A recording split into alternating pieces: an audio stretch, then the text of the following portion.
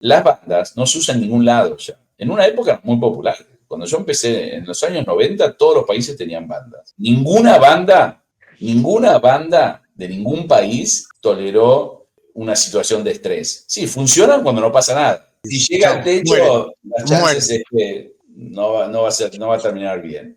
Arrancamos con el título del programa, ¿no? El fin de la oferta de los agrodólares. Y después, ¿cómo sigue esto, Javier? ¿Cómo te parece que puede seguir? A nivel banda cambiaria, tipo de cambio, la presión al Banco Central, porque bueno, ya hoy es el último día justamente de liquidaciones. Acá hay un tema de liquidez, del día a día, de que si ¿cómo se llama? Si el agro liquida, si no liquida, si Estados Unidos aporta algo, si se negocia un swap. Y la realidad es que el problema, yo creo que los inversores están viendo, es un problema mucho más estructural de la Argentina.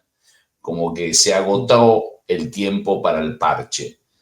Y creo que en eso son bastante contundentes los inversores. Entonces, en su momento yo creo que el rally fue tan fuerte la semana pasada, un poco por eso, de que en una de esas la fortaleza del paquete que podía venir de Estados Unidos iba a tener algún tipo de cambio estructural en la política económica argentina.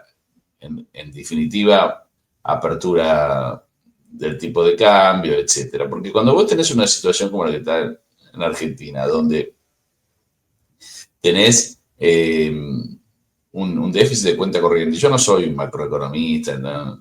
La verdad que acá está lleno de esa gente que puede interpretar bien lo que pasa, pero yo uso el sentido común.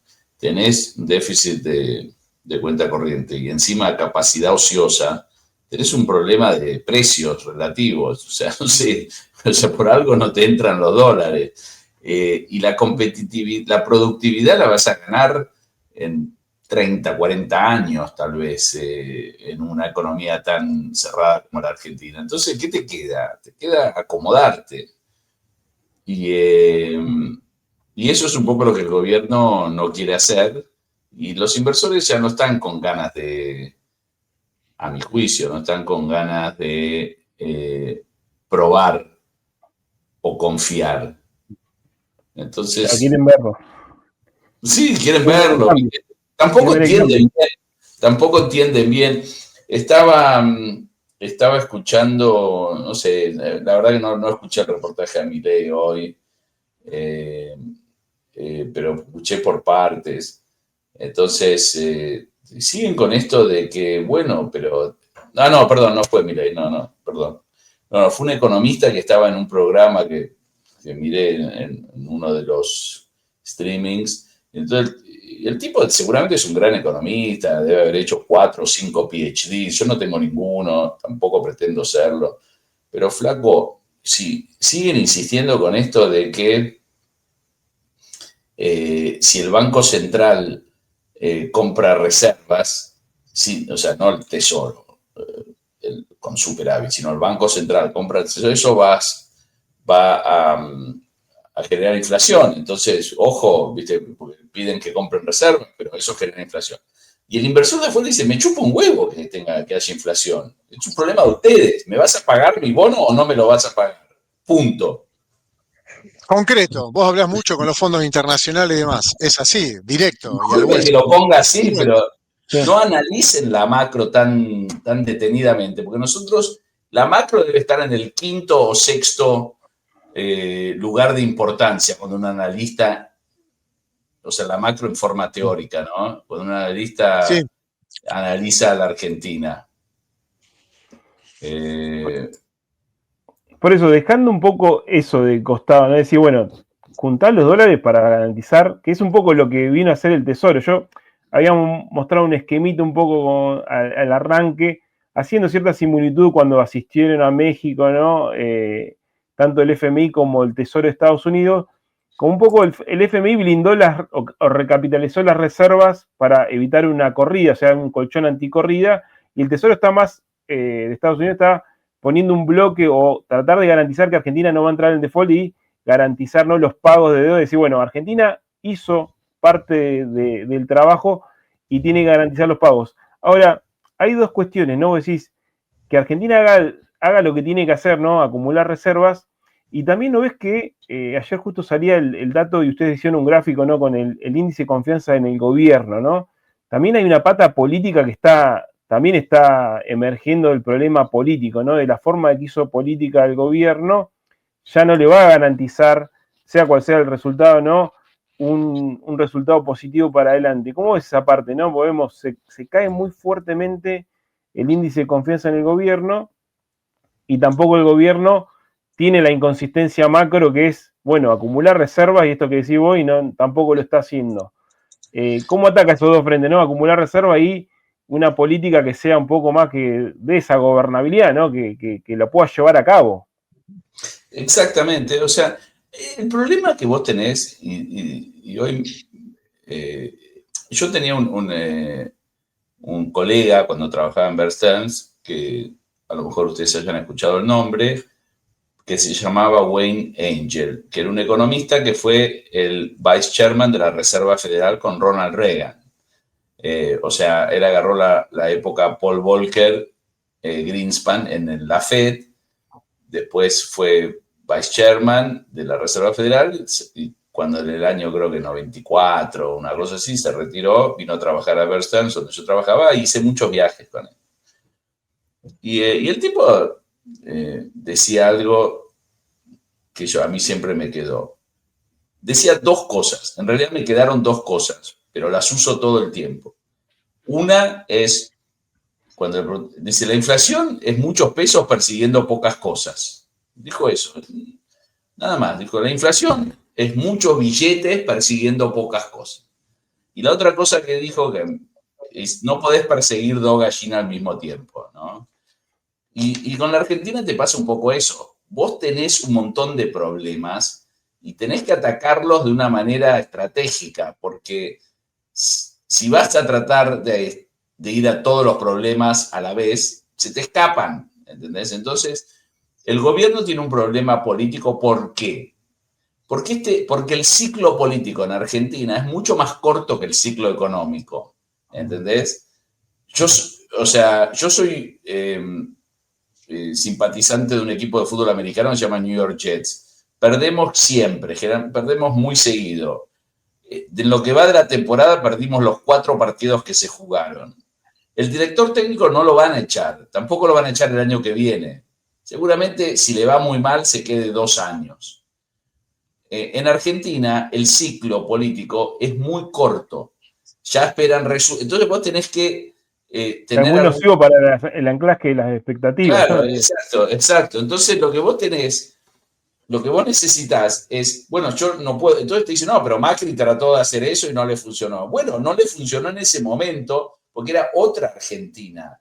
Pero hoy, en esta Argentina, yo creo que, bueno, o por lo menos en la Argentina del 2023, cuando Milei asumió, había un cierto deseo de otorgarle herramientas a un tipo que por lo menos iba a hacer las cosas diferentes.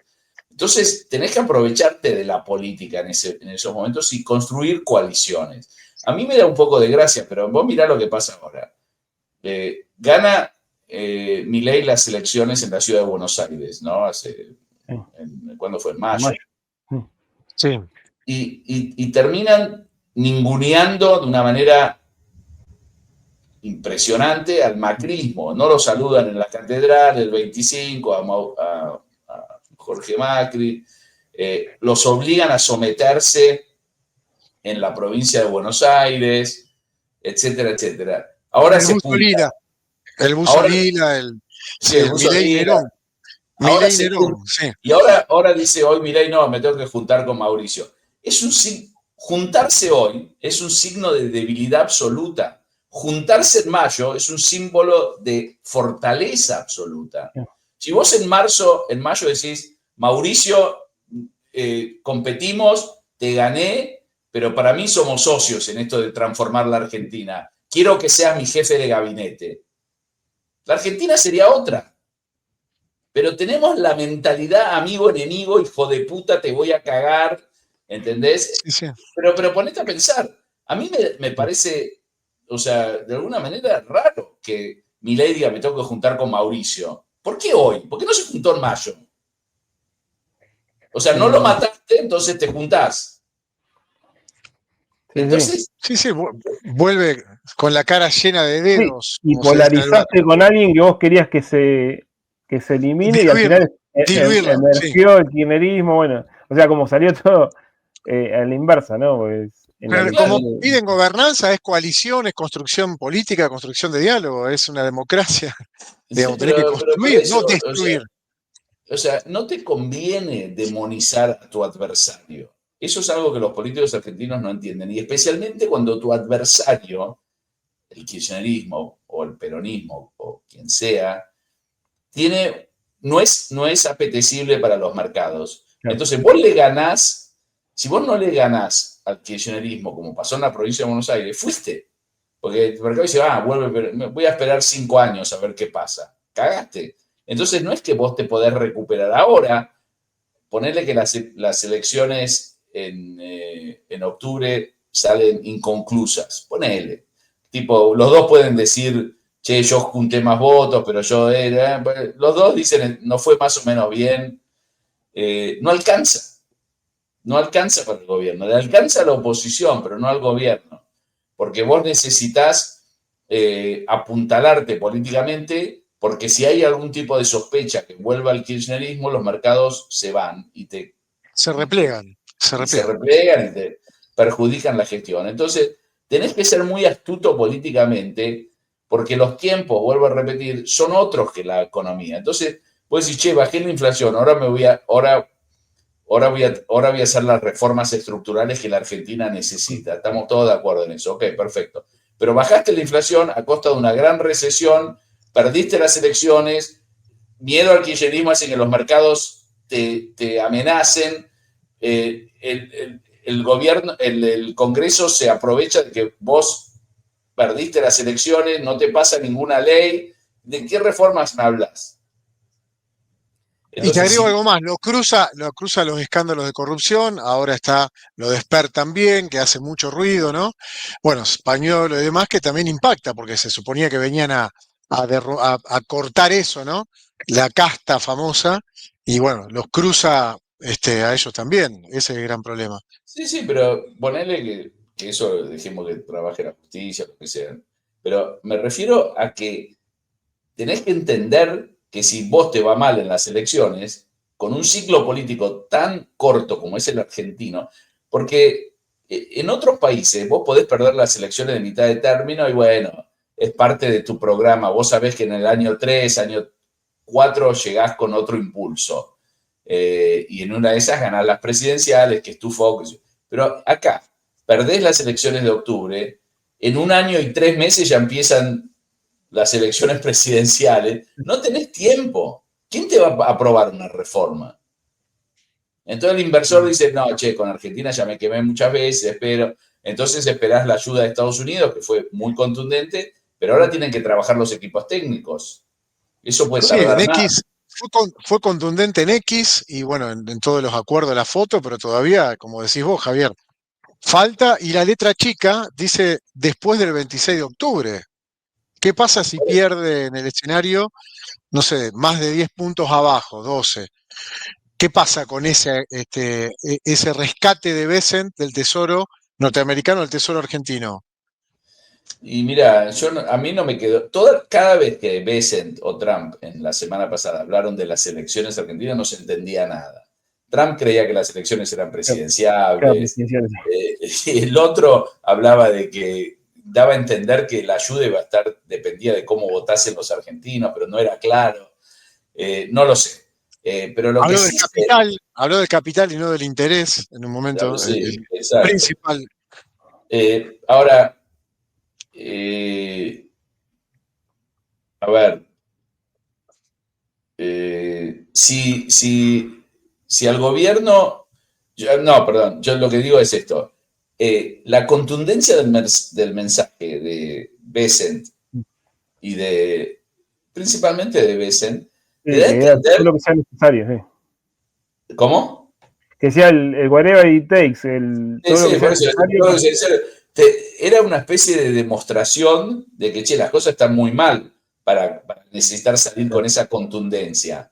Porque si no, mira, yo me acuerdo de algo que mencionó el equipo económico cuando abrieron el cepo, que convocaron, creo que fue en mayo o abril, abril, convocaron a alguna gente al Ministerio de Economía, no había mucha gente, y creo que ya había venido Bessent la semana esa, y que entonces ellos contaron cómo había surgido el viaje de Bessent, y que Bessent había dicho, díganme en qué puedo ayudarlos, me gustaría colaborar, etcétera. Entonces, y después le dijo, ¿les parece que si yo voy a Argentina colabora? Y dijeron, sí, claro. Entonces dice, bueno, entonces voy por un día. O sea, Bessent está al tanto de la situación y ese mensaje contundente, de alguna manera, demuestra la gravedad de la situación, porque no había nada que ellos podían hacer sin la aprobación de la línea, la negociación de la línea, en forma tan inmediata como para parar la corrida el lunes antes que abran los mercados. Pero bueno, los inversores con la Argentina tienen una larga data de experiencia y la verdad que están mucho más reacios a comprarse una historia nueva. Están reacios. Yo lo conozco. No se puede, no sé no sé cómo explicarlo, a veces no tiene lógica, pero cuando miro quiénes son los inversores que se involucran en Argentina, es un número muy reducido de un tipo muy agresivo de inversor, que es el hedge fund macro más agresivo. Después vienen otro tipo de hedge fund, después vienen otros fondos de real money. Nada de eso está involucrado en Argentina, tampoco estuvieron hace unos meses. Por eso la Argentina le costó tanto este año atraer capitales, en un año donde tenía todo para ganar, el mercado ofreció todo. La Fed baja las tasas, hubo flujos hacia mercados emergentes, etc. Sí, un Entonces, poco, si uno mira, no te digo eso, un poco si mira el riesgo país, o sea, el piso fue allá por los 550 de enero, diciembre, enero de este año, o sea, como que el primer año de Milei cerró como, era ahí, ¿no? Eso sí cerró, la desinflación, el ajuste fiscal, y como todo el 2025 estuvo como sin tener claro a dónde iba Argentina. Primero, bueno, cambiando el crawling, yendo al fondo, no comprando reservas, y ahora, bueno, ya entró en la dinámica más de crisis, ¿no? De vendiendo el tesoro, vendiendo el Banco Central. O sea, hasta ese momento que vos tenés más vínculo con los fondos de afuera, hasta enero de este año o diciembre, ¿había ese sí relato ya podía ser contado y que haya algún inversor nuevo? ¿O siempre vos decís que a Argentina vienen a los inversores por ahora muy arriesgados, ¿no? O que tienen ese perfil? no, yo creo que ese fue el gran problema que hubo en la Argentina en el 2024, que si bien hubo un rally fuerte, muy fuerte, el tipo de inversor era muy específico. Nunca se logró expandir esa base de clientes. Si vos tomás como contracara a eso el fin del gobierno de Cristina en el 2014-2015, ya con la anticipación de un cambio de gobierno, no porque era Cristina, sino porque iba a haber un cambio, de una expectativa de cambio. Y el gobierno de Macri, hubo o sea, una cantidad muy diversa de inversores que realmente apostaron a la Argentina de todo tipo de estrategias. Eso, muchos ganaron plata y muchos perdieron a raíz de las PASO 19. Y costó muchísimo atraerlos. Nosotros sabemos, porque trabajamos con muchos de esos fondos, los fondos más diría yo, más atípicos, fondos que generalmente no invierten en mercados emergentes, que se habían metido en el trade de Macri, o sea, el trade durante el final del gobierno de Cristina, al principio de Macri, se habían metido fuerte en ese trade, y hablamos con muchos de eso diciendo, che, no querés volver, ninguno quiso volver a la Argentina, ninguno, pero no es que yo te digo, no, de 10 uno sí, no, de 20 ninguno, cero fondos. Y esos son los fondos más de distrés, fondos que no tienen que estar en mercados emergentes. Ahora, los fondos del real money, que son los fondos de pensión, los endowments de las universidades, etcétera, esos fondos tienen una cartera dedicada a mercados emergentes y tampoco se involucraban en la Argentina. Se involucraban poco o casi nada, esperando, bueno, déjame ver.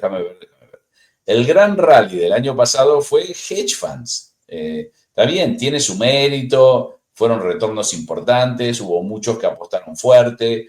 En julio del año pasado hubo momentos donde parecía que el rally se terminaba, después vino el blanqueo, qué sé yo, pasaron algunas cosas y el rally continuó y como vos mencionás, a fines de año, principios de enero, tocó los máximos y desde entonces, mira vos, desde entonces la discusión siempre pasó por el tipo de cambio. En febrero, yo diría que el 5 o 6 de febrero de este año, fue un sábado, Milei saca un artículo en La Nación diciendo, no, el dólar se tiene que ir a 600, porque en realidad, explicando todo. Yo estaba en Nueva York y la verdad que los inversores no entendían nada. Nunca entendieron los inversores cuál era la idea atrás de este tipo de cambio, el crawling, las bandas después, etcétera, etcétera. Porque las bandas no se usan en ningún lado ya. En una época muy popular. Cuando yo empecé en los años 90, todos los países tenían bandas. Y ninguna banda de ningún país toleró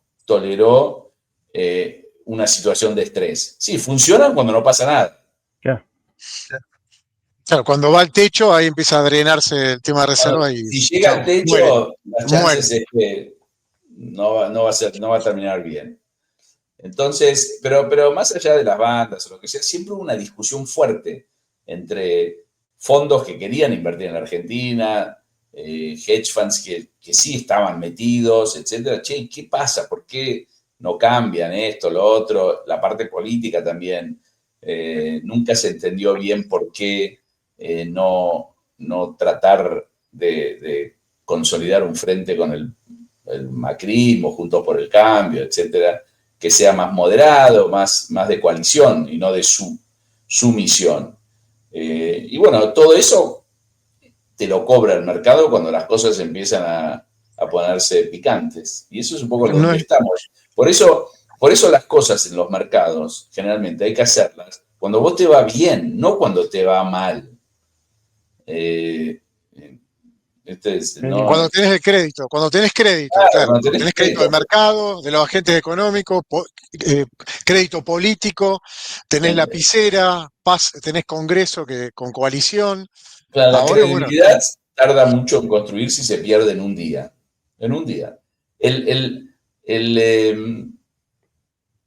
Las PASO de agosto del 2019 probablemente sean el evento financiero más importante de los últimos, más que el default del 2001, en términos del impacto negativo que causó eso en los inversores. El 2001 había un montón de gente que sabía que Argentina iba a defaultear, estaba apostando al default, muchísima gente, a la devaluación, a la salida de la convertibilidad. Los futuros en ese momento, los NDFs, operaban ya hacía mucho, priceando una ruptura de la convertibilidad. No era algo, no sorprendió a nadie. Las PASO del 2019, la magnitud de esa caída alejó a muchísimos inversores. Bueno, eso es algo para tener en cuenta. Tenés que tener en cuenta eso.